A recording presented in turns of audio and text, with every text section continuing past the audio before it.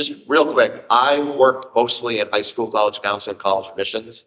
And I was really excited when Ben came out Massachusetts and speak to schools because he is done this for 20 plus years. And we're not here. The goal is to leave here not stressed. I know that may sound like, how is that possible? But there's so much information, there's so much changing. And I really hope to let this all, seep in and understand that you don't have to remember everything. We have a QR code. You can take the picture. We'll send you the slides to be recorded today. But you really want to thank you for taking time this morning for coming and without giving us full resume, the man, here's Ben Neely for you.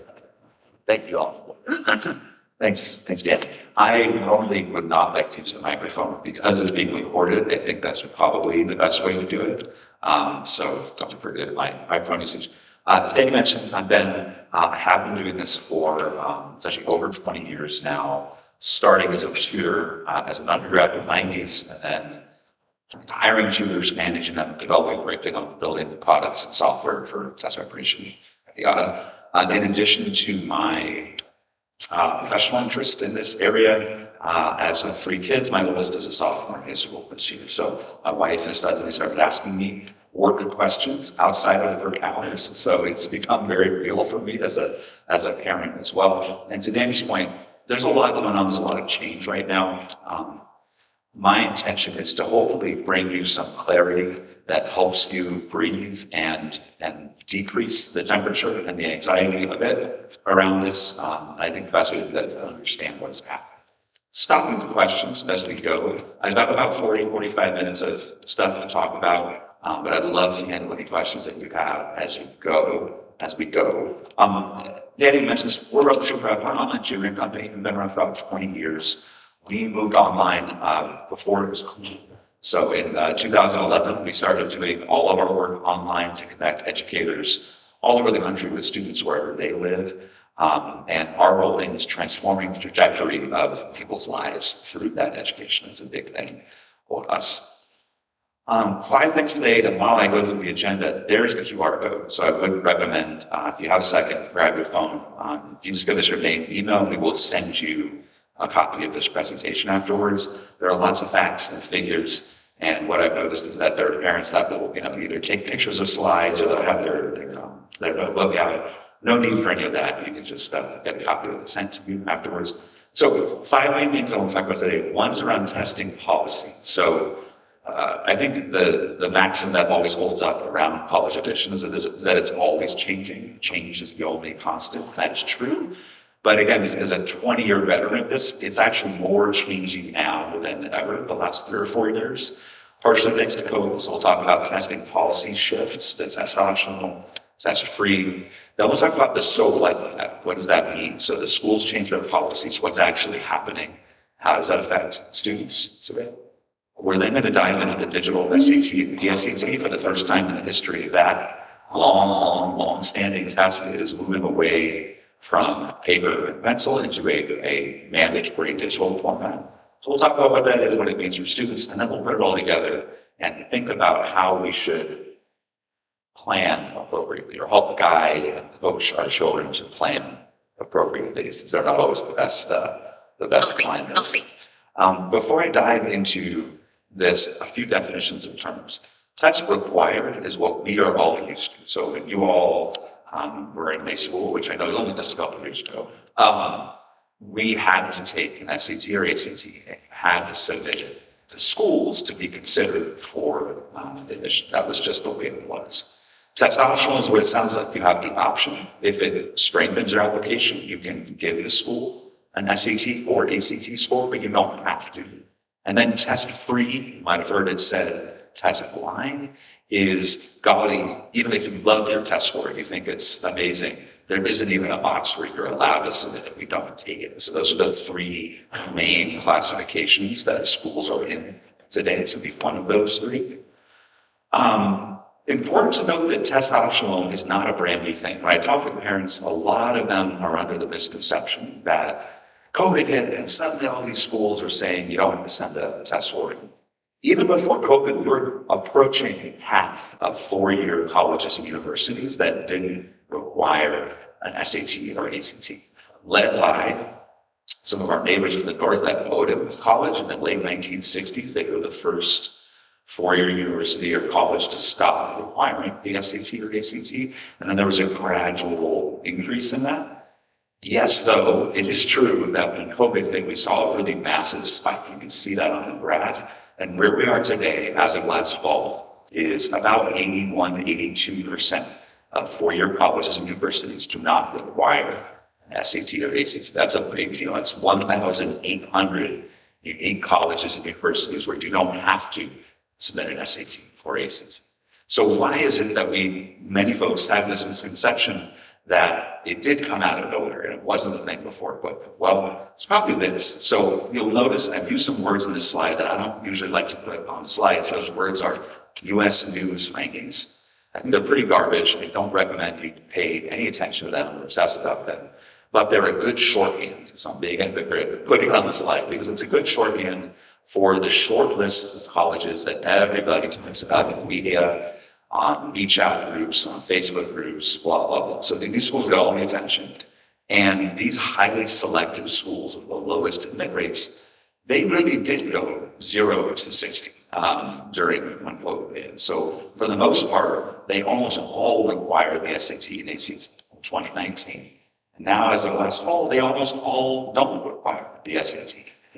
So I think this is why we've seen that shift. In fact, it was so stark in either direction that I can even put on a slide out of 75 colleges and universities, the short list that didn't require an SAT or ACT before COVID, and now the short list of schools that do require an SAT or ACT out of those 75 after COVID. Now, you'll notice some interesting characteristics of those that require amongst this sort of top 75, quote unquote.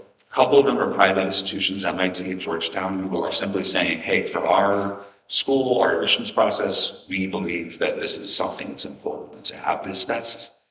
You then have some state schools in Florida and Georgia where their legislature compels them to require. And in fact, Georgia Tech, UGA, went test optional for a year until the Georgia legislature passed a bill that said, you must require the SAT or ACT. Spoiler alert, that will continue. There's actually now a bill on the State House for Texas that is likely going to result in the University of Texas, Texas Tech, and Texas A&M returning to requiring the tests as well that are currently test optional. Outside of that, I don't think we're going to see a huge wave of schools returning to requiring tests. Maybe a handful more. Purdue recently returned to requiring the test. I wouldn't be surprised maybe if like the University of Michigan went back there. Maybe a couple of the Ivies might. But I think for the most part, schools are going to stay put that test optional. Why would that be? A few reasons. It's sort of a win-win for these admissions departments. On one hand, they do have honorable and noble purposes on one hand, which is it gives students a unique pathway to apply. If a standardized test score is a strength for them that helps tell their right story of how they're a great fit for this academically rigorous college, then they can use it. But for some students, it doesn't. And so it's great to have that flexibility. They can say, hey, I'm an amazing athlete, musician. I've done all these projects, but standardized testing doesn't show my best strengths. So I don't have to do that. Cool. So that is the honorable and noble side, that test option. There is, unfortunately, a cynical side of this, which I'm not going to paint all of these colleges and universities with. Bowdoin, for example, I do not put it in this group. But some of the Johnny-come-latings to test optional have noticed that, wow, when I suddenly make it optional, only about half the kids that apply submit test scores. And what do you think those students have in common, the ones that are choosing to submit test scores? You guess it? Yeah, I'm seeing some thumbs up. They have higher test scores. And I noted how much I hated using the US News rankings on there. One of their key components to their rankings is what was the average test score of the students you admitted.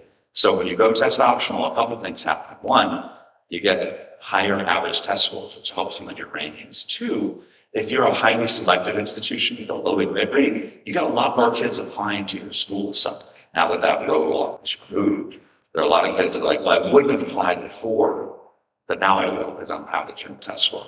So the cynical part of this, which I'm not saying is a major part of it, is It does help the enrollment management professionals, which is a whole thing, colleges and universities, so sort of like the sales and marketing arm of the college landscape. It helps them raise their school's profile. You want a great example of a school that has done this very successfully over the last, 20 years, Northeastern University, where actually my son's with me, it's a spring break, so he's staying in a hotel back in Boston, but he came with me this week. We did a little tour of the colleges and went to Northeastern. And they, through the enrollment management gang, raising their average test score, they had gone from an admit rate of 70% in 2002. In 2002, if you wanted to go to Northeastern, please, they're saying, come on down. It was 7% last year. So that's a great example of what enrollment management looks like. It's raising your school's profile through some of the manipulation of the sort of the landscape. So what about test free? So I talk about test required. That's about 18% of colleges and universities. The other 81% are either test optional or test free. Well, most of those are test optional because only about 3% of schools are test free. Danny mentioned I live in Santa Monica, California, greater Los Angeles. I live in the home of test free. And this year I've actually traveled to Florida a few times and always feels very weird because that's like the home of test required. So I don't get to see the best of both worlds. Between the University of California, the Cal State system, Caltech, INSER, a few others, California has 70% of the nation's test-free campuses. So outside of California schools, pretty much nobody is actually test-free. And I don't expect that to change.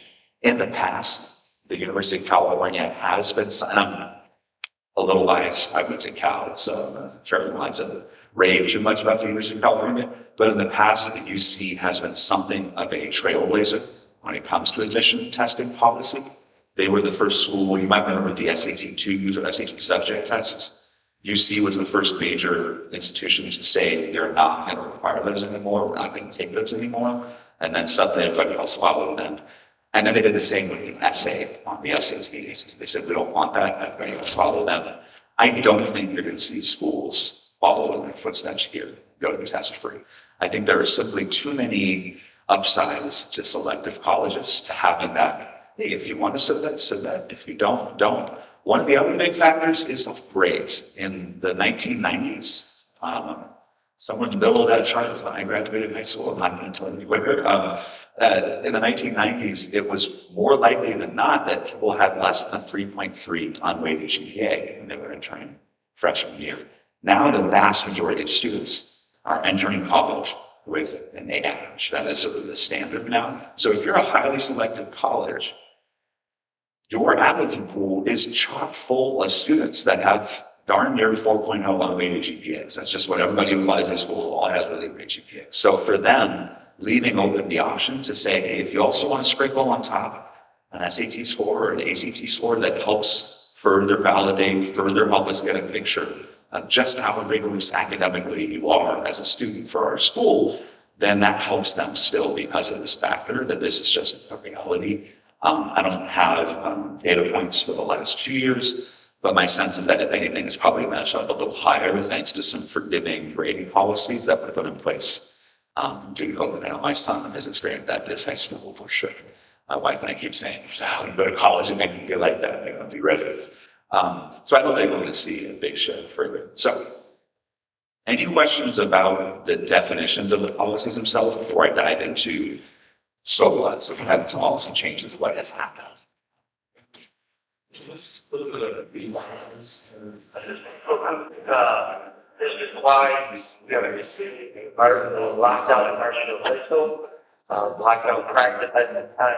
So we make it clear we're executing a lockdown practice at March of April. Thanks for bringing that. I want to ask you the eager questions since I don't know. Sure, I was just following through those needs in this disease and various flags without audio plus these floors are just back in the day. That was not. He was. So yeah, question was, browse us in the more selective institutions' websites. They do publish profiles of their admitted classes, including what they call the interquartile range. This is the middle 50%, 25th percentile, and the 75th percentile of their scores. And that, yes, those have come up a lot. That actually was already a trend even before these policy changes, and this has sort of accelerated it further. One of the implications of that you should all know, your students should know, is when you are doing some of that research to try to build a list and understand your alignment and fit, it's really important in 2023 to find last year's data. It used to be, let's say in 2017, if you Google and you found some data from 4 or 5 years prior, it was probably about right. But if you did that, you found the 2019 data, it would no longer be accurate at all. We've seen jumps up as much as 100 points on the SAT or 200 points on the VCT. So both the 25th and 70th percentile since these policy changes. So, and to some extent, it then supports the idea that for some students, that would be all the more reason to apply without test one thing. Say, hey, I didn't get there, I didn't try, or it wasn't my thing. I'm going to rely on the strength of the rest of my application. I'm not going to submit that score, and that is viable. So what happened? We had this sort of seismic shift, especially the most selectives. Again, the less selective institutions, many of them were already test optional prior to COVID, so not as big of a change there. Big shift here was in the surge in application volume. So this is actually only 33 highly selective schools. So we're getting down to a very, very, 1.5% of the policy.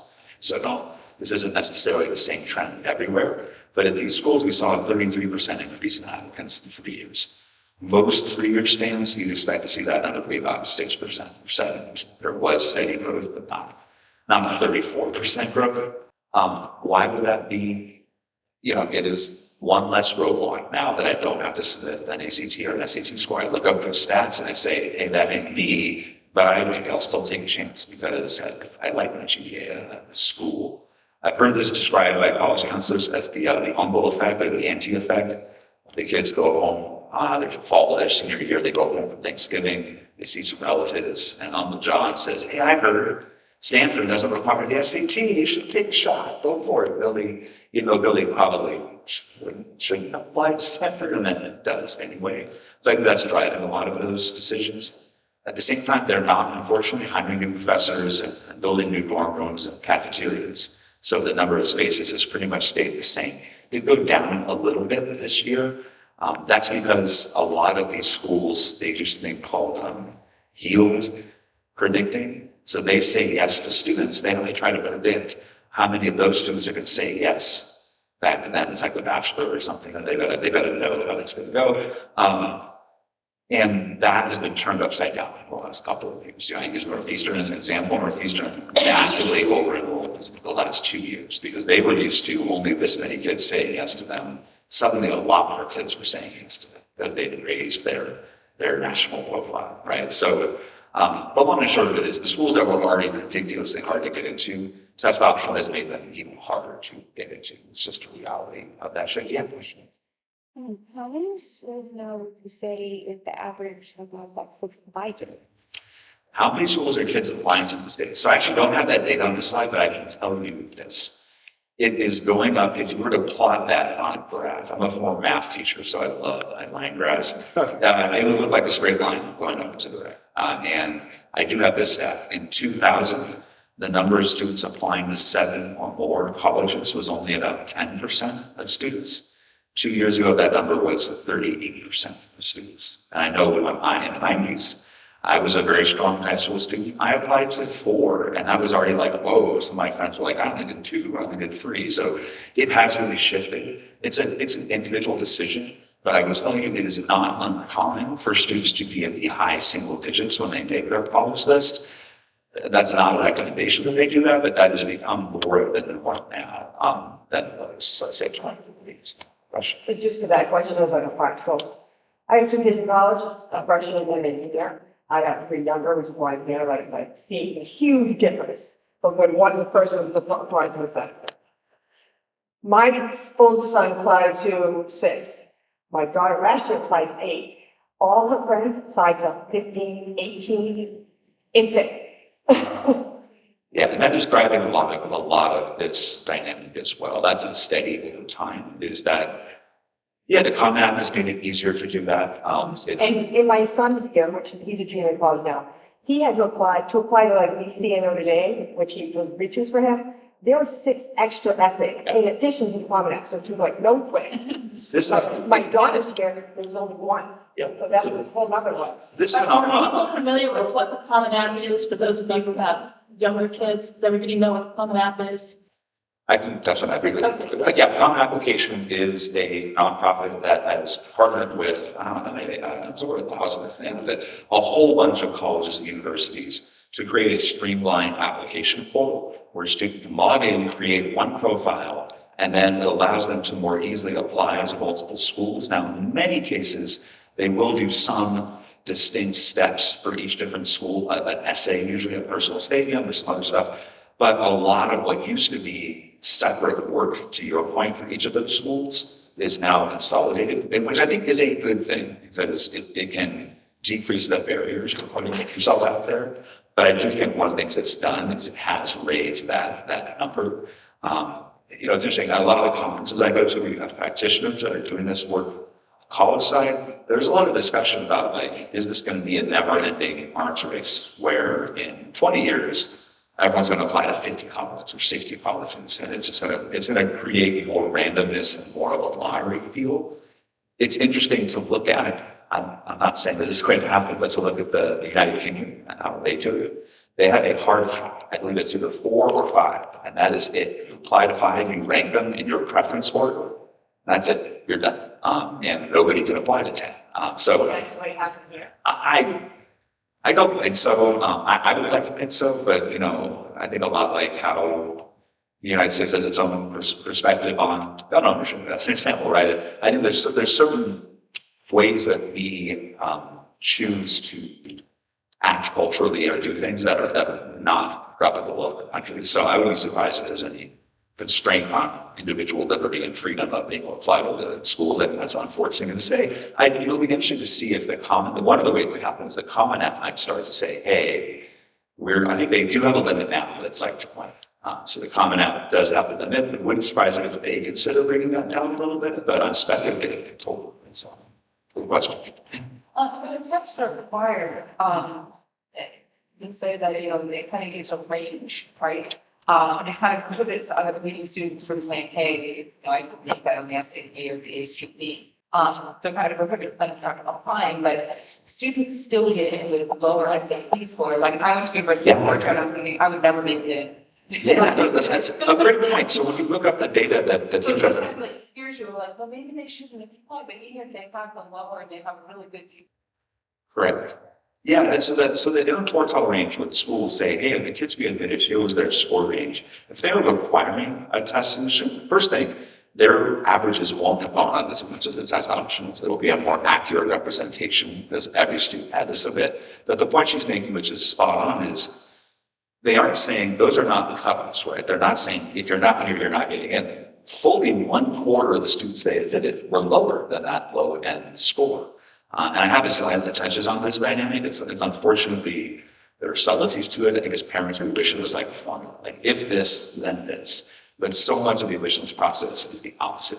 It's subjective, it's squishy, and personal and unique. And so I'll talk about that on the slide. That's a good point.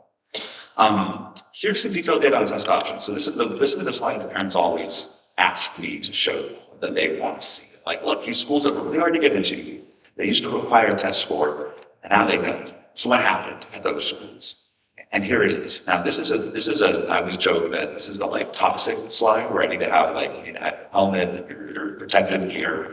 Because this slide is very easy to misinterpret and misunderstand. So I'm actually going to start by telling you what this slide doesn't mean. So, well, one thing it does mean is to explain what the numbers mean. So you've got other students who submitted an application to these schools and said, yes, I will give you a test score. That is the percentage of them that were admitted. And on the right column, you've got those that applied and said, I'm not going to give you a test score. What percent of them were admitted? Now, the misinterpretation of this would be to say, look, Notre Dame, that's Murray, basically has double the admit rate for the students who chose to submit a test score than those who didn't. Therefore, for my daughter, if she chooses to submit an SAT, she's doubling her chances getting it. False. That is not what this data is saying. And it's very easy to think that's what this data is saying. What we're missing is a whole other world of context and information about these two pools, it's very likely that the students who chose to submit a test score were also the ones that had stronger GPAs. They were taking college level coursework like APs, IBs, and honors as high school students. They probably were captains of teams and leaders of clubs and all of that sort of world of things that highly selective schools favor. They probably had as well. So that test score isn't a magical multiplier. But what this slide does tell me as a parent is that not all schools that say they're test optional behave exactly the same way. And that's okay. I'm not judging either the top of this list or the bottom of this list at all.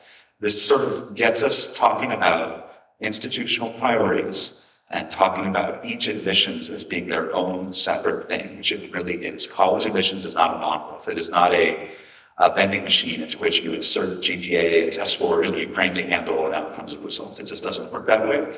So in general, I'm a big fan of test optional.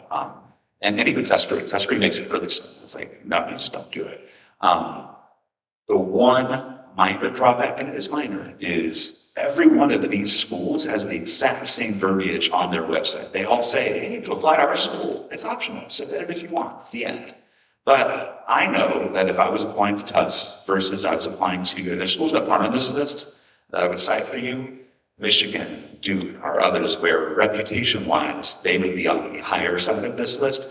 Some years, BC. Also, you should know that we don't have this data for this year because all of these colleges have stopped publishing this data. I'm partially blamed for that, I think, because I did a session at the National Association of College Admissions Counseling in Seattle a year and a half ago. The first year this happened, I put a slide up like this and I talked about it. And the dean of admissions at an Ivy League school, I will not name this person, emailed me very upset and asked for a private meeting to discuss why I dared put their public data on the slide. And sure enough, that Ivy did not publish that data next year. So I actually get it from their standpoint because it is so easy to misinterpret what this means. It's really easy to draw false conclusions from this. But the long and short of it is work with your counseling team and know that it needs to be an individual decision. That's a combination of a unique student and a unique university, and that there are some subtle differences. Another good one I'll give you an example of, I was on a panel with Michael Pina from the University of Richmond, the private admissions day.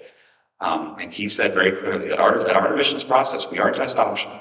But if you're a student who everything else lined up for you to be really well resourced, you have great GPA, probably had some tutors, and there's a lot of signals to us that you are someone that should have delivered amazing academic performance, and your test score is below our midpoint, do not submit it to us because we can't unsee it. And if you submit us a 30th percentile score, it's going to hurt you, even though we are test optional.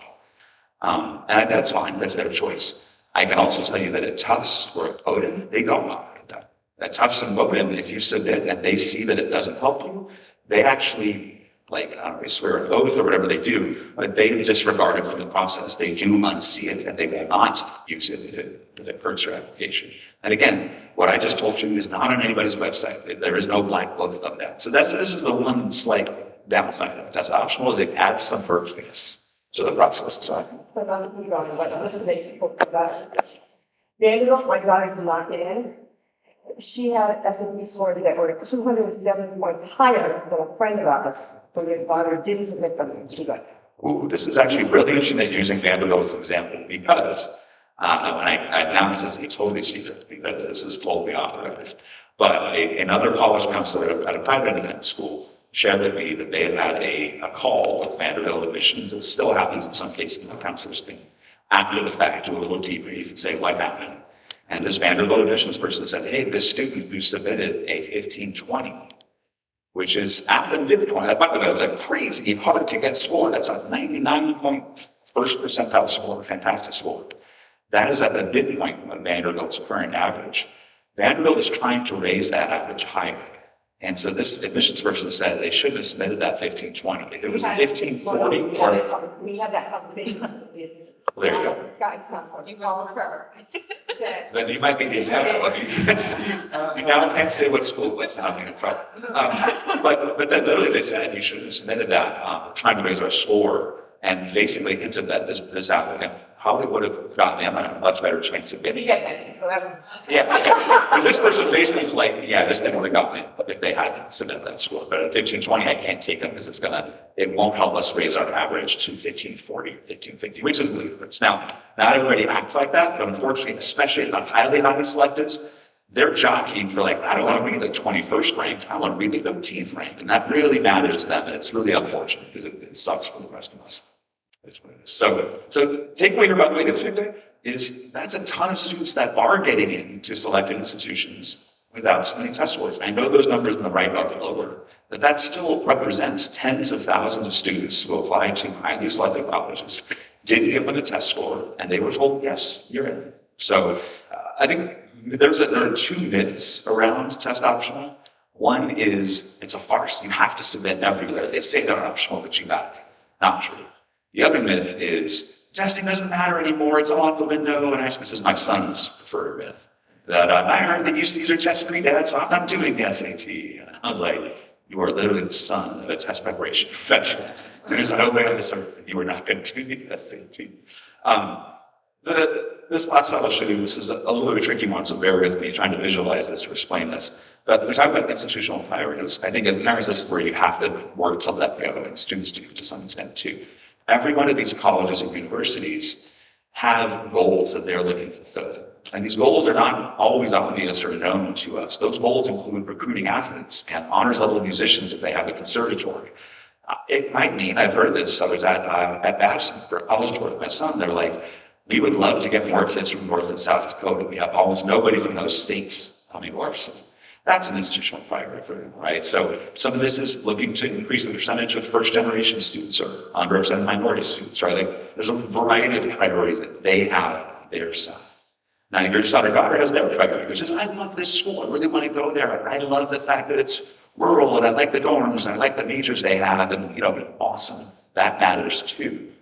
But in terms of how much does the test score matter, here's what's happened on schools that used to require went optional. It just got to be a wider range of how much it mattered. Even before, even the schools that require test scores, how much it matters depends. Are you a African-American student from Compton High School whose parents didn't go to college? You grew up with a single parent in poverty at a school where the average SAT score was an 1100 and you submit a 1300 to a school like Vanderbilt. That test score wasn't going to be a problem for that student on that profile. Vanderbilt was excited to try to find ways to admit that student who had very different circumstances than a well-resourced student who grew up with parents that both had graduate degrees and they taught them to read at 4, and they had tutors and support and great teachers. They took all these APs. For that student, a strong test score is going to matter more.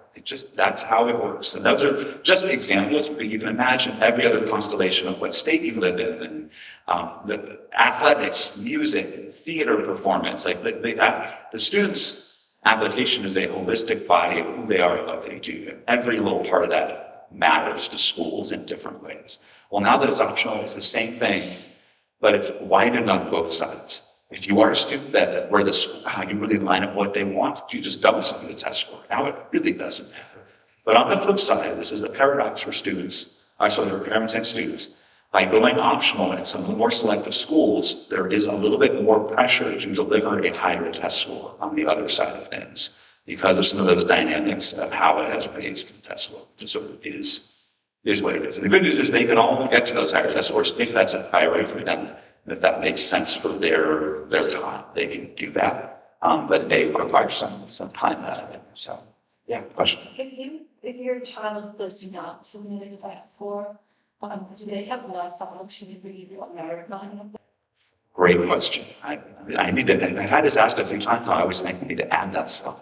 The question was, if you apply test optional and don't submit a test score, what about merit money or other aspects of the process? So there are some limited test optional schools, Rice University is an example, where they made a pledge that is, if we're going to go test optional, we will not ask for a test score for any aspect, including for merit aid, including for anything else. They are in the minority. Most of these selective test optional schools, they'll be test optional for admission. But then after that phase, they might say, congratulations, you've been accepted, you did submit a test score.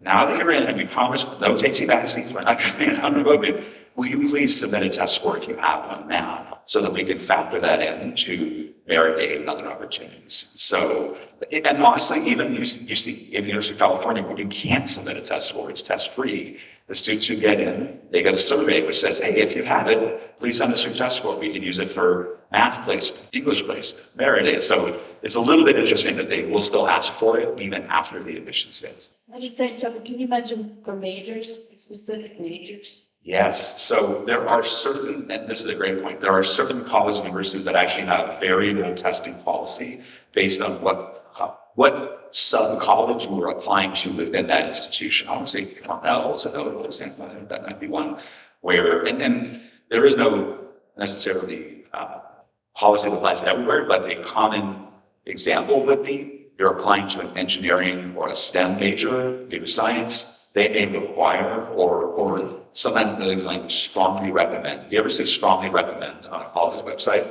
Read that as required because it's basically what they're saying. And so sometimes depending on which specialty you're applying for, you might need to submit a test score versus if you're applying to that same school to be a art history major, it's not a big deal to apply as an option. So that is a bit within civics as well. For athletes. For athletes, great point. So there was a period of time, this has now changed, where NCAA had a testing requirement as part of their clearinghouse, where even if you were applying test optional, if you were a recruited athlete, you still had to have a test score for NC2A. They just changed that, I think, 6 months ago, or 3 months, not long ago. So now NCAA says we're going to default to whatever the school's policy is. So if you're a recruited athlete and the school is test optional, NCAA is test optional. If the school requires it, well, then you got to submit it. So that's no longer really a factor. It all comes down to the school's policy. And certainly that is a good example. If you are a highly recruited D1 athlete at a major university, you probably don't need a test score in most cases. This is what I would say. There's not going to be any pressure in most cases from the college or the coach saying, hey, give us a test score. There are exceptions to that, but for the most part, that's one of the more common uses of test option. Two things. One, I've gone through the application process 3 times now. I have one more to go. You're a veteran. One of the things I remember we're really into with the test optional, so we had situations where the test scores would help and wanted to submit. And the schools were going, that's great, but we are absolutely not believing that. Even though they were test optional? Even though they were test optional. So I found that interesting and sort of segues to the next thing, which is trying to interpret the data, like, it's optional, but the scores are rising. However, you look at something like that, say, you know, the student that it helps, but they're saying, we won't look at it. And then we've also run into, even though it's test optional, they say, however, we want your test scores for exactly that. We want to know the scores of our students. So does that mean, just like anything else in our community, you look at these numbers and you're like, how accurate are they? Yeah, that's a great point. They're both accurate in there. So they're accurate to the upper half of students. I didn't give this number earlier, but I'd selected institutions that got test optional. More or less, about half of the kids are submitting scores, about half. It ranges, sometimes it's 60-40 one way, 40-60 the other way, but it's right around that half number. So those published ranges are accurate for the upper half, but they're certainly not for the actual population of applicants, because they're that bottom half. Some of them will get in, wouldn't have those test scores, right? And so I think the dynamic you're getting to is a really important one, and to me, it's a hallmark of, and again, I'm a parent. It's very hard for me to let go of this too, but find the right ways to find balance in the application, help your son or daughter be their consultant, not be their agent, be their consultant. And understand that while some of these dynamics, you should think about them, there's a point where you have to there's diminishing returns on worrying too much about like playing the game or treating it like, if I do this, or I have this friend did this. I will say your counselor will have other insights such as, I'm thinking about like my son who's freshman GPA, great, sophomore GPA so far, not going, but a lot better. He's showing kind of that upward trajectory. For him, even if the test score wasn't stellar, if it was in that, let's say the 25th to 50th, it might be good for him to submit as a further confirmation that, like, hey, that freshman year was a fluke. Like, it's actually pretty solid with this stuff, right? So there's a little bit of subtlety in every student's situation. But at some point you have to kind of breathe and say, all right, we made a decent decision, we think, based on what we know, and then move on to the next one. Yeah, Should we go back to the major issue? Yeah. Is there a way of finding out from the schools, especially select schools, what majors are most likely to get accepted? So, for example, my son wants to do UMac, Yeah. and so it would be great to know.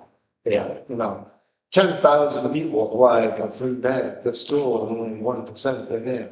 Yeah, my experience has been that some schools will get information. I would look at somewhere like University of Illinois with Andy Morst. He's very transparent about that. I major, he'll show you everything you need. Some schools will publish it on their admissions portals, their websites. Some schools don't.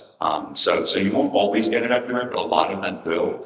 And again, I would be careful. My lane is admissions testing and not college counseling. We don't do that at all. But I will say something I have heard a lot from colleges and college counselors is where parents immediately go to is like, oh, well, I'm gonna draw my football play here. We're gonna do an end around. We're gonna apply as an art major and then try to switch to computer science. And generally speaking, the colleges are smart enough to know that's not gonna work for them. They'll basically, it's almost like a reapplication process in some of those cases, and they'll just say that you're doing art. Maybe you can switch to history or not to one of these majors.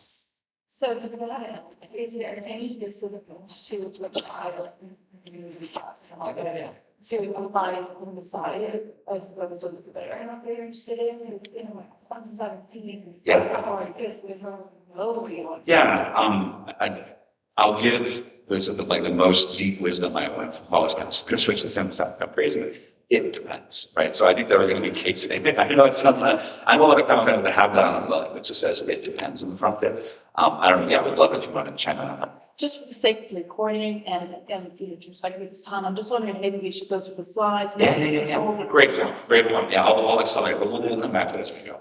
So I saw a couple hands from juniors. Go ahead and you can, if you have some other email you need to do, you want to check the weather. The next 10 minutes is not applied to juniors.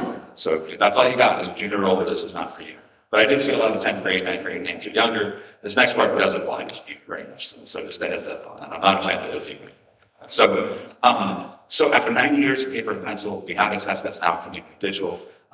That starts with the PSAT this fall. So our current sophomores and as juniors this October will take a visual version of the test. And then the SAT, which is the one that matters a lot more, is March of 2024. So again, our current sophomores in the middle of their junior year, that test will switch. What's changing? A lot is changing, but actually the bones of the test are still very similar. So it's still doing the same math, still critical reading, it's still writing conventions and grammar, same scoring scale. The big changes are it's on a computer. If you know today's 15 to 16-year-olds, that is like home base for them. So I think it's a very comfortable thing for them. It's a lot shorter. It's 30% shorter, 45 minutes shorter. That's the big headline, especially for students that are thinking about SAT versus ACT with this switch. The reading passages have all been shortened. Get your scores back sooner. We know today's teenagers and adults are all about instant gratification, so you get to find those scores out a lot faster. So there's kind of a lot changing as we go through this. Test is also adaptive, which I'll talk about in a couple of slides. That is a consequence of them wanting to shorten the test. They have to make it adaptive, which means it will change as they take it. That's the way you get a shorter test without losing any accuracy. It's actually a well-studied, they call the study of making tests psychometrics, which I always find very amusing. But the psychometricians will tell you that adaptivity is really the most efficient way to assess the student in the shortest amount of time possible. Looking at a comparison, you can now see the difference in duration. And it says without essay, by the way, you should not be doing essay for the ACT. It's not a thing anymore. We're giving that option, but just don't do it. The difference is actually even more than it shows there. The way the new test is going to work with is the proctoring is a little bit streamlined, the breaks are streamlined. So it really is probably more like an hour difference or even an hour and 10-minute difference in how long the experience is. It's a pretty big deal. If you're new to ACT versus SAT, they're actually, other than that difference, more similar now than they've ever have been. When I started tutoring in the late 90s, the tests were really different, very different question types, what they were covering. They're closer now than ever to each other. The reality is the vast majority of kids are going to score the same on both tests. They have a bunch of PhDs that have made these tests at least standardized.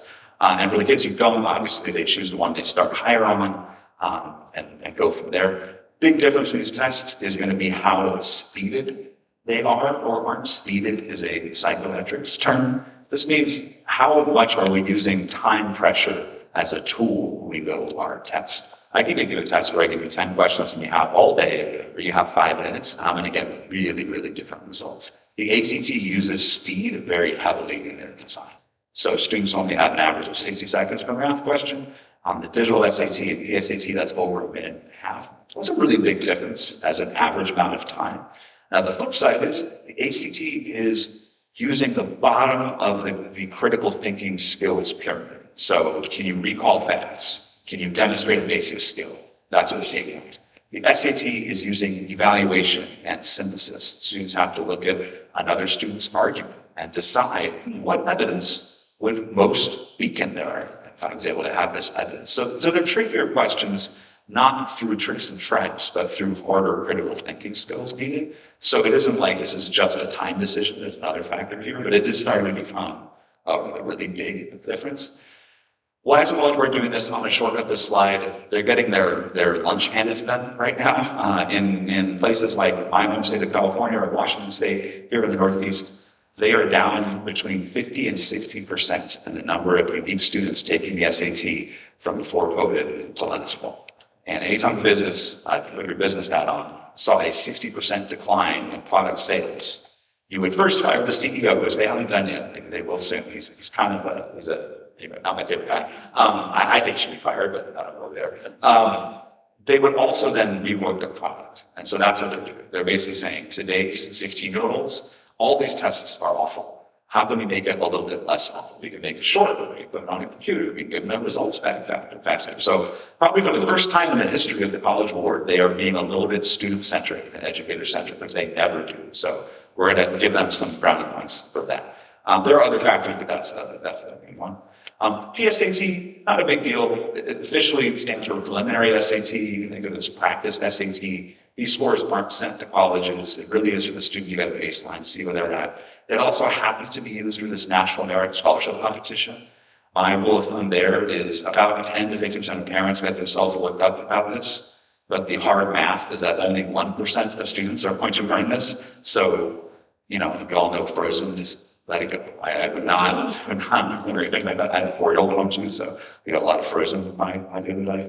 I would not worry about national merit. It's a whatever. It's a lottery. Maybe it's a thing. It's not. What this really is, though, is a great chance for students to experience what a standardized test is like for the first time, especially this October when it's the first digital demonstration. So I'm sure that Marshfield and Foxbury and others are excited about that new proctoring challenge of Wi-Fi and power strips. And they did, by the way, I noted earlier on a slide that the first folks who got this were the international students. So last month, internationally, something like 50,000 students already took this new digital SAT. And again, I rarely give credit to the College Board, but it apparently went really smooth. It went well. There are no major issues with this, which is a good sign for the PSAT this fall. All right. What about this adaptivity? How does this work? Linear test, I got all the questions in order. Everyone sitting near me has the same questions. Not that you all would ever do this, but I could lean over and I could look at their questions and what they're doing. On an adaptive test, I'll use the GRE or the GMAT as examples. They've been adaptive for decades now. As you answer each question, if you get it right, the test says, well, okay, I'm going to make the next one a little bit harder. And if you get it wrong, it says, okay, I'm going to take it easy on you and make the next one a little bit easier. And by always adapting, the test is finding your true ability level faster than if I just gave you a mixture of easy, medium, and moderate. This is not new science, so College Board is not like stepping out on a limb. This goes back to the early 1980s. So many can become finally catching up to how you should build a test in the 2020s. So this is good science. This is well studied. Rather than do it question by question, the SAT and the PSAT didn't like the idea that students wouldn't be able to skip a question and come back and make it. And that would have been the case if they did question by question adaptivity. So they're doing stage adaptivity, basically chunking all the questions, whether it's the math portion of the test or the verbal portion of the test, chunking them into 2 blocks First block is an even mixture of easy, medium, hard. Second block, you get sent to one of two different variations on the second block. I like to focus on, you take the high road, I'll take the low road. So you're either going to go to the high road. If you do that, your second module is going to have mostly medium and hard. If you get sent to the easier version, it's mostly easies and mediums. And that has, understandably, a difference on your score. Those of us who remember Chutes and Ladders, Candyland, this is like a very twisted version of that on the slide, but this is the flow chart for what the test looks like. So take that first module, at the conclusion of it, the algorithm says, okay, you either passed the bar or you didn't. I'm going to send you the harder version or the easier version. Now, a lot of parents, a lot of students, a lot of my delightful colleagues in the test preparation world like to raise the anxiety and raise the fear that they think is going to help them sell more courses about the fact that, if you don't make it to the other module, look at what that does. It puts a ceiling on your score. You can't score above the high 500s or the 600. You know, you're being put into a box above the 500s. It's not a big deal. They've already studied this test on tens of thousands of students and found that it correlates exactly to the current test. The reality is a student who on the current test would have scored a 680 or a 710 is going to have no problem doing well enough on that first module to get sent to the higher module. It's a fallacy to think that just because of this fork in the road, there's going to be these students who, gosh, they would have done fine if they hadn't just struggled a little bit and then got sent to the low road. That's just not how it's going to work. So our approach with students is going to be to teach them that this is how the test works. It's adaptive and that has some consequences, but then let it go. And went back to Frozen, like, don't worry about it. Stay mindful. Work on each question. Don't worry about, because there is no indication on the test that you've been sent to the harder version of the second module or the easier version. It doesn't have any of that. The other thing that's doing behind the scenes is it's now not weighting every question the same. Current SAT and ACT, the hardest question is 1 score point. Easiest question is 1 score point. Very simple. That's also not good technology. So again, 50, 60 years of research, the SAT and PSAT are now using something called item response theory, which is a bunch of graduate level statistics, but suffice it to say, not all the questions are weighted the same. You might have the super hard question weighted at a 1.2 or 1.3 raw score points. The super easy question, 0.7 raw score points. Again, none of that is transparent to the students. They don't see any of that. It doesn't say, oh, this is a hard one. So they shouldn't worry about it, but they should just know that that does factor in. And that's why the student who gets sent to the harder version can get higher scores, because they are answering a lot harder questions, which justifiably should contribute more to an overall score on the test. What does it mean for students? The one very, very small subset of students for whom this adaptivity they need to be aware of is, I don't know if it's 3% of students or 5%, but there's a very, very small portion of students where their true ability level doesn't show up in their first 10 to 15 minutes of working on a test, either because they don't get enough sleep, nutrition, their anxiety is such that they just take a few minutes to settle in. That is great. Most students they might feel like, oh, it was a little bit foggy at first, but like their actual performance doesn't go that way. But for that very, very, very small subset of students, they need to know that the consequences for a slow start are worse on this test than they were on the paper test. So they need to get more sleep, wake up, take a cold shower, go for a jog, eat actual breakfast as a teenager or shocker, So some of those things can help them be in the right mindset. They also need to be ready for the fact that they've never taken a test like this in all likelihood, that they are going to get questions that are harder if they're doing well. That is their reward for, I'm doing great. Oh, suddenly all the questions got a little harder. So yeah, not a big deal, but they need to be just ready for that as they go. I'm not going to talk about math and Earl too much. One big thing to note, there is a built-in graphing calculator now. Pretty cool. Kids can still bring their venerable Texas Instruments if they want. Those of us that had a TI calculator in the 90s, it looks exactly the same, which I find fascinating as a product person. I'm like, that's pretty cool. Same exact device from 30 years ago. But if they aren't a big fan of their HP or their TI, they can use the built-in calculator, which as a former math educator, I can tell you is really good. They've got another good choice here. Desmos is the name of it. Very widely used around the world. It's good. On the reading writing section, I mentioned that passages are getting shorter. Kids are going to love that. No more 900-word passages. The flip side is it changes genres 54 times on the test. And from my experience taking their practice tests, it's a little bit of whiplash. You go from an excerpt from a poem to a summary of an astrophysics research project, right? So they should be ready for that context switching, which they're not doing in their current English class, nor should they. So ready for that? So last couple points. I know I want to be really mindful of time. I will hang out for some questions. What does this mean when you put it all together? My big takeaway as a parent or as a professional is thinking about the off-ramp when it comes to test option. There wasn't an off-ramp before. You were on the testing super highway. You just had to do it. You had to submit it. No options. Now you have that option at most schools. I don't know, at most schools. And it becomes a Goldilocks problem. I don't want to place the off-ramp too early. My son is a good example. He wants to off-ramp to Video Game Island from the testing highway way too early, as soon as he can. But you also want to put it too late. And, in some of these examples, submit a test score to a highly selective school where that test score actually didn't help you, even though you're like, it's a really good score, it's better than my friend's scores. So you have to be thoughtful about where that off-ramp gets placed. And that's actually going to be multiple different choices based on the schools that their son or daughter is applying to. That's where collaborating with college counseling, really being thoughtful about that and finding the right off-ramp. But it also means mental health and time and balance considerations. If your son or daughter is someone where, based on their college list, based on how we think they might line up with those institutions' priorities, testing isn't going to be a big deal for them, consider off-ramping earlier and not spending 50, 60, 70, 80 hours of studying for standardized tests. And I say that as someone where this is our job. But for some students, that is not a good use of their time. It's going to add to their mental health stressors during a really busy junior year. For other students, that is something that is going to be important for them.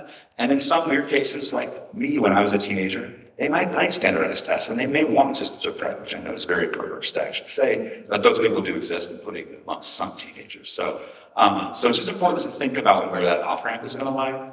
The other thing I really recommend is making a testing plan.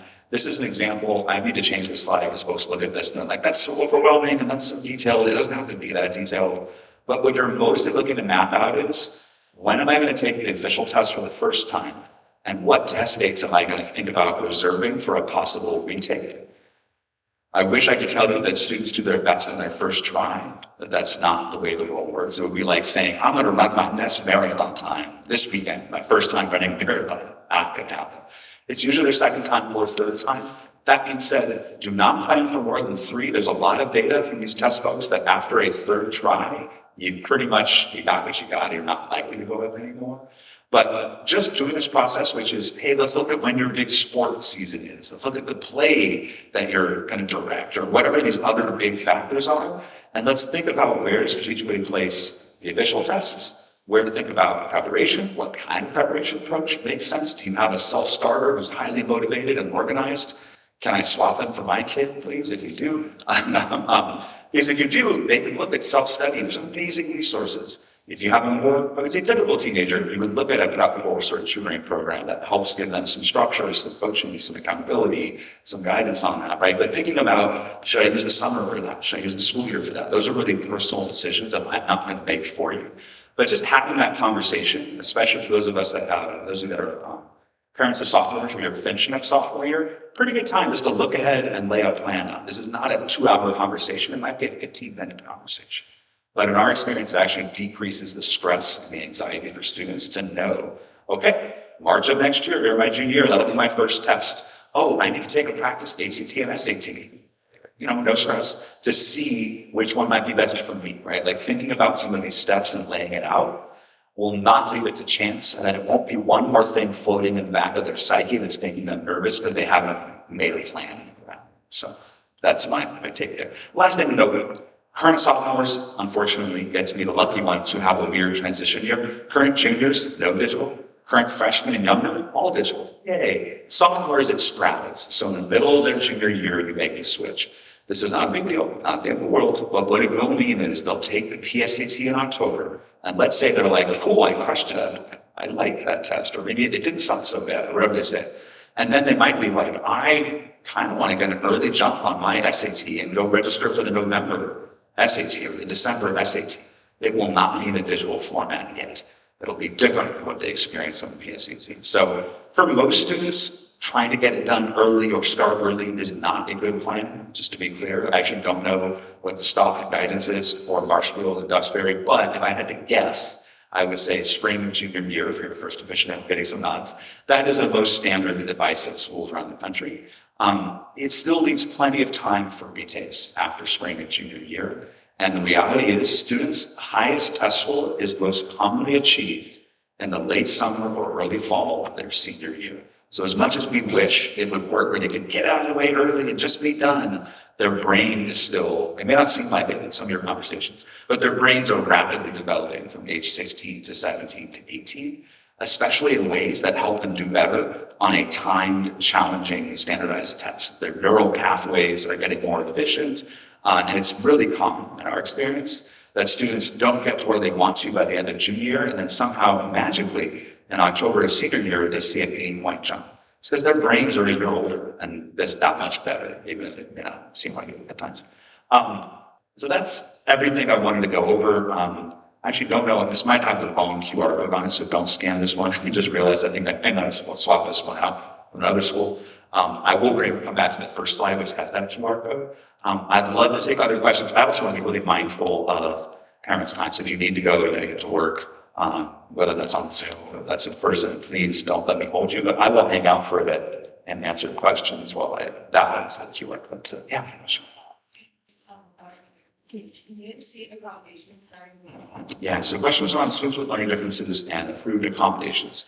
That is definitely a thing for both the current ACT and SAT. There will also be a thing for the digital PSAT and SAT. In fact, the new digital testing interface for the most common accommodations actually has some improvements. So for extended time, which is very common, for those who get approved, so accommodations are rare, but for those who get approved, extended time is the most common one.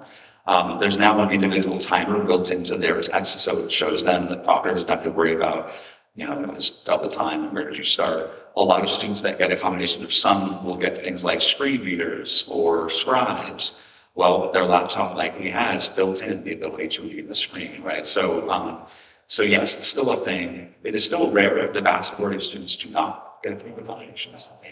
Talk to your college counselor. There's a whole process for that. It is good though. The thing I would note to you is you want to start that process well in advance of the official test date you're planning to take. So this is not it's next month. It's I think 6 months, 9 months is, yeah. At least more. At least more, yeah. That's a great point. So,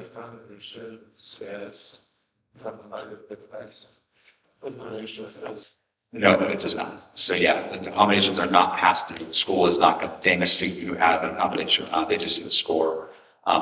That's not what the parents also think a lot about is they're like, is it going to look bad if my kid takes this test 3 times or 2 times? There was an era once upon a time where those subtleties mattered. I can tell you from talking to admissions folks at all these schools, they don't care. Give me your highest score. The vast majority of them do something called super scoring, where they'll take your best math or your best verbal from different test dates and combine them together. Again, so think about the simple set of things. They want their average test scores to come up. So they're going to be as generous as possible to students and having them show the highest test score they can. And super scoring, by the way, we are hearing, this is not written in stone yet, is that for the colleges that currently super score, and they all take the SAT or ACT, they will also do the same for digital, and they will likely do the same across the 2 formats. So they will super score, hey, here is your best math on the paper SAT in November, and your best verbal was the digital SAT in March. They'll combine those 2. Colleges and universities, again, I very rarely give credit to the college board who makes these tests. They have invested so much money, so much research that they have produced a wealth of statistics that has reassured colleges and universities that the new test is just as valid and it's identical. There's no score conversion chart. They're treating it as just the same as the paper test. Sure. Then they're the one of way, the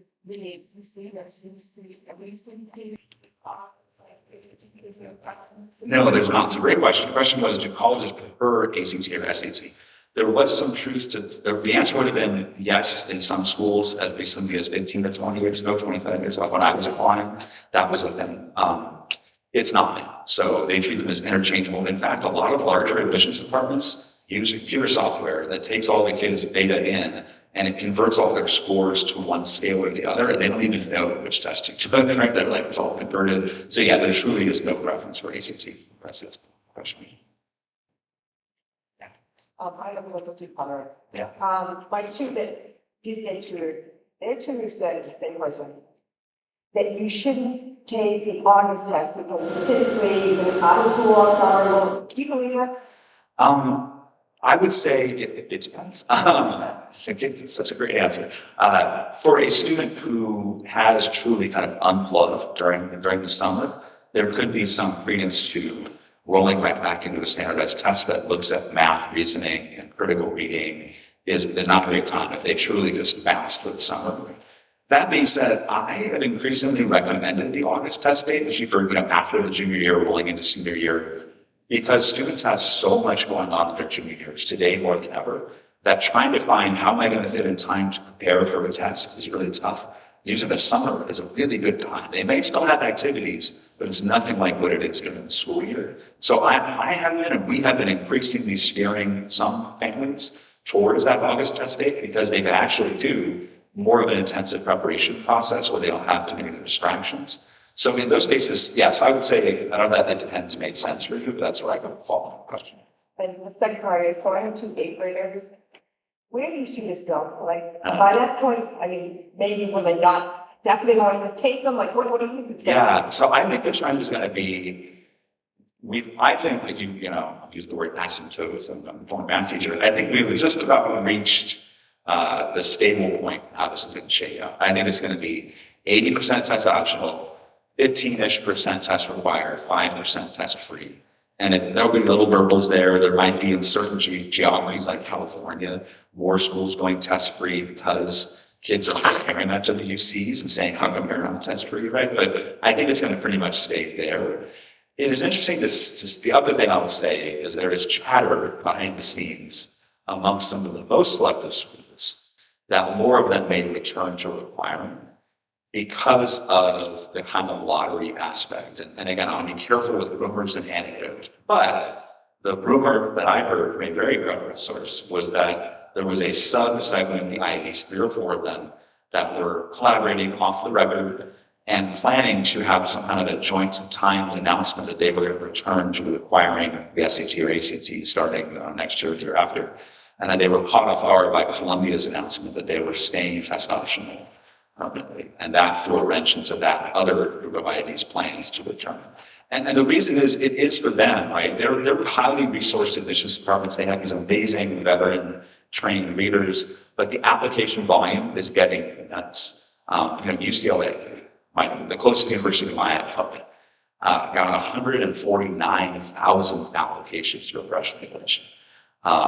It becomes more and more challenging to accurately, carefully, and validly read all of those if you start removing more and more objective data. It just does. And it doesn't mean there isn't a pathway for that, but I think you're going to see, if anything, I think there'll be some of the larger volume selectives are the most likely to return to requiring. They're also facing this, so as most industries are, major staffing challenges at universities. The average admissions person used to be 31 years old, now it's 25 years old, and some of these departments they're turning over. And so if you have a 10-year veteran and saying to them, hey, holistically compare all these students and understand this texture, they can do that. But if you're 24 and it's your first or second job, it's a lot harder without having some of these objective formulated stakes in the ground like the test scores. So I think you'll see some return, but I expect that to stay mostly where it is now for 8th graders. I think the one thing that we didn't talk about is, will the ACT go digital? They actually have a digital test for the ACT, but they're taking a different approach. Their digital test is literally just identical to their paper test. It's just in a screen viewer with multiple choice buttons. So it's not adapted. It's not shorter. They didn't shorten the reading passages. And from what we're hearing from ACT, that is their plan, is they want to be, with the Coke and Pepsi thing, they're basically saying, all right, Coke, you do new Coke, we're going to stay Pepsi. If you want to go with those crazy folks that are changing all the time, you go ahead. So I think ACT is going to stay put, and I think this is now just pure business speculation.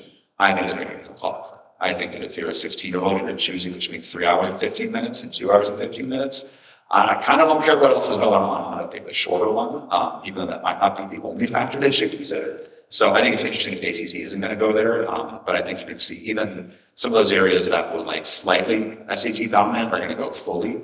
And then I think some areas like Minnesota and Iowa that are purely ACT are going to start to see the SAT get some market share. But those are my random speculation. So, sorry if you've gone with some videos of opinions played, but, when I applied to college, it was kind of like the SAT, everyone did it. And the ACT was like, this, you might do it to enhance SAT. But it sounds like that's different now. Correct, yeah. Now it is really like, do you like best? Like say test both and then find which one you like the flavor of and then just go with that one. And there isn't any kind of staging involved. I remember that again, what you just said makes me think of the 1990s. But that is not how it is now. And what you end up seeing is really interesting geographical or parent group preferences. Where again, I was at a Minnesota private school doing a whole presentation for a bunch of counselors. And the counselor said, oh, we have 170 students in our junior class. We had 2 last year that took the SAT. It was a big deal, right? So you have some of these, and my area, as recently as 10 years ago in Southern California, 95% of students took the SAT. The ACT was like, what are you doing? That's not moved to more like 70-30, I would say, ACT takers in our area. For certain students, it's like the Coke and Pepsi decision. They're going to like it better. Something about the way the questions are phrased. They don't mind the fact that it's a lot faster because they find the question phrasing and critical thinking needs to be a better fit. And it really is hard to predict that, fortunately, but not doing full like practice tests at age.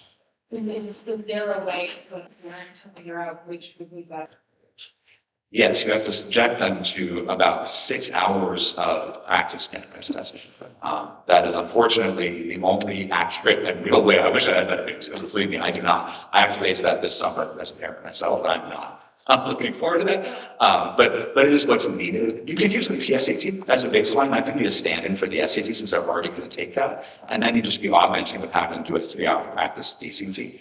There's lots of opportunities to take those. We give those as a whole opportunity for free. There's lots of places. And then there's a concordance table that's out there. Wouldn't surprise me if it's on the Marshall Experience Counseling websites where you can then instantly convert. This is what an ACT needs on the SAT. You can see what they. I just wanted to add that it's not just about which one they like better, but in my experience, some with my 3 kids, 2 of them did more better on one extent than the other. Yes, yeah. How their skills would. Yeah, they have to just take it to see. Yeah, but that's a great point. There's a minority of students, 1 in 5, 1 in 3, something like that, where there will be a statistical difference. They're a lot better at the starting point on one, in which case we definitely choose that one. For most folks, though, that'll be pretty similar. At which point, I would trust the placebo effect. It's like I've had kids tell me I don't like the vibe on this test. I'm like, okay, then don't do the other one. I think that these questions are really evil. Wow, okay, I definitely don't do that test, do the other one. They're going to be spending a lot of quality time with practice testing and doing practice sets. And so that can actually have a big factor if they go for one. But it's a great point. That assumes that their scores are similar. Otherwise, if their ACT is higher but they didn't like it, you should be like, we should still do the ACT. Unfortunately. Question. Like the out-of-state students, do they require higher scores or out-of-state students? Good question. So sometimes it depends. Now, at the larger selective publics, so think about like University of Georgia, University of Texas, University of California. It is true that they will have a different profile for the students they are admitting in state and out of state. A lot of the larger publics like that have gotten better about publishing those as 2 different data sets. In many cases, I could speak to, let's say, the University of California. They had a state mandated requirement, which is when we bring in a class, I think the number is 60% or 65% need to be California residents, right? And so what that means is that there can be different dynamics. Interestingly, in some cases, it ends up being pretty similar, but in other cases, it's not. I would look at something like the University of Texas as an example. And it's not even, it's still hard to get in-state at UT now, but it is much harder out of state, same University of Georgia, where you're going to want to have a stronger academic profile than the Georgia residents. Although again, UGA, even in-state, really hard to get into now. And that's sort of the theme I'll give you is, I don't have this slide up here, but as parents, if this is your first big going through this and your only other reference point is 30 years ago, just know that the places you thought like, oh, it wasn't a big deal to get in there, they're now very hard. Like to make that your default assumption and then do your research from there. It's just a different landscape than it was 30 years ago. Very, very different landscape. My wife actually said to me, like, oh, you went to Berkeley, our son, Marcus, he should go to Berkeley. I'm like, Okay. Let's pull up the data. I'm like, you should know that if you teleported me from 1996 to now, I would have gained a little bit, because that's just facts. I'm not ashamed of that. It's just, it's a different, they admitted 31% when I applied, and they're admitting about 9 or 10% now, right? In a 30-year difference. So, and that kind of shift is pretty consistent across the board at the most selective institutions. Oh, yeah. Decided versus selecting. Yeah, so like, first of all, applying undecided or not, again, it really isn't, it depends. I would say making that decision, and again, this is where I'm stepping out my test, but I've had like what I've learned from college counselors, had some data slow to make yourself.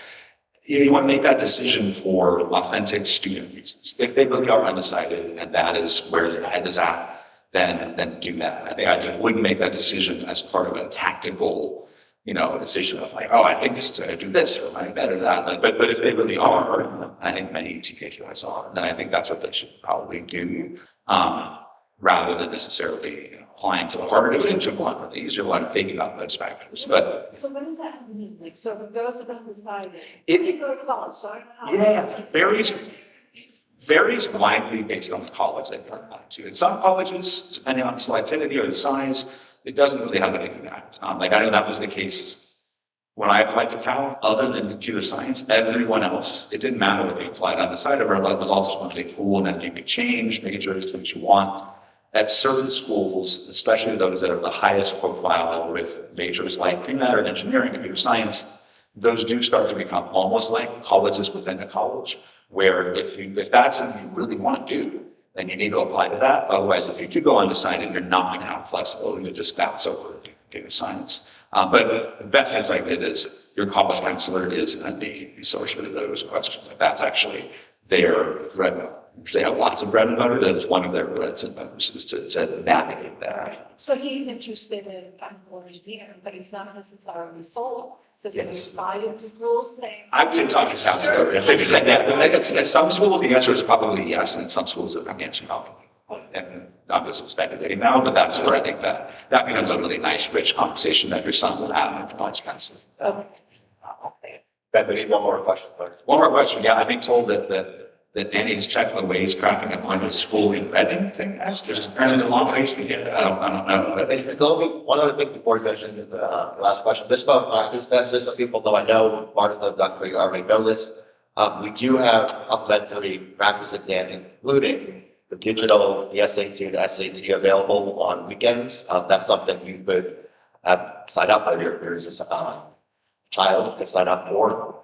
It's a online proctor practice test. And I think most importantly, it comes with a complimentary free detailed score report. So you have that, and it's especially for sophomores and freshmen, besides the juniors here, to be able to compare ACT, digital, the SAT, paper and pencil SAT. So we can make sure you have those links, but that's something that is not going to be set in the school. It can be done on your own time, especially over the summer as your child is available. So I just wanted you to know that's an option, and you do have for both Marshfield, that's where there is one contact, one dedicated advisor, David, who also for free will go over the score report, or you don't engage to purchase anything. So that's a service we do provide as well. So if you're trying to figure out comparing the score report versus maybe digital, we have that service for you. Is all. I'm sorry, sorry, I don't know, I'm sorry. And it's also David, yes. Is there, so my son's a junior, he's taking his first lesson, in May. So he has an option of August, and then maybe one in the fall, that's enough time. yeah, so this is actually a great last question. So timeline wise, when can I take these tests and still have it work out for applications? Everything through the October test is generally speaking going to work for everything, including the all early decision phases. After that, it starts to become a case-by-case basis, whether the November or December test dates are in time for different application deadlines. But certainly for him, May, June, August, October are all valid. And then maybe probably November in some of the schools he's applying to for regular. Thank you all so much. Really appreciate it.